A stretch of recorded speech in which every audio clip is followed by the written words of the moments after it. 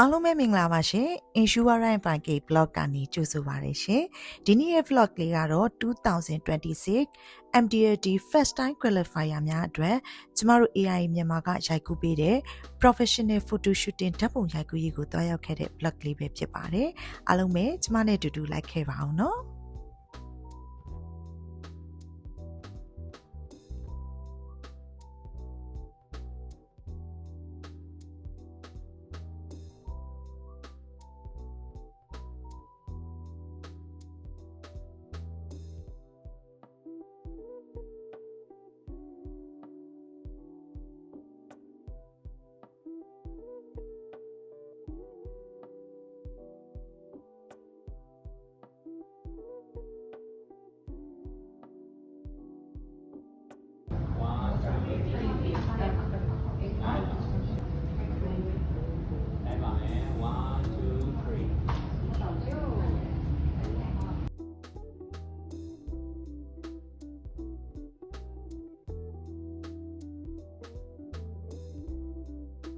အမကန်အကြံပေး Financial Service Consultant တယောက်အနေနဲ့လူအများရဲ့ဘဝကိုအကာအကွယ်ပေးရင်အခုလိုအောင်မြင်မှုတွေရရှိလာတာဟာကျမအတွက်တော့အရန်ကိုဂုဏ်ယူရတဲ့အလုပ်တစ်ခုပဲဖြစ်ပါတယ်။မိတ်ဆွေတို့ရဲ့အနာဂတ်တွေခိုင်မာလုံခြုံနေစေဖို့ကျမကအမြဲတမ်းအကောင်းဆုံးကူညီဆောင်ရွက်ပေးသွားမှာဖြစ်ပါတယ်ရှင်။အားလုံးပဲအဆုံးထိကြည့်ရှုပေးတဲ့အတွက်ကျေးဇူးအများကြီးတင်ပါတယ်ရှင်။တာယာပျော်ရွှင်တဲ့နေ့ကိုပိုင်ဆိုင်နိုင်ကြပါစေ။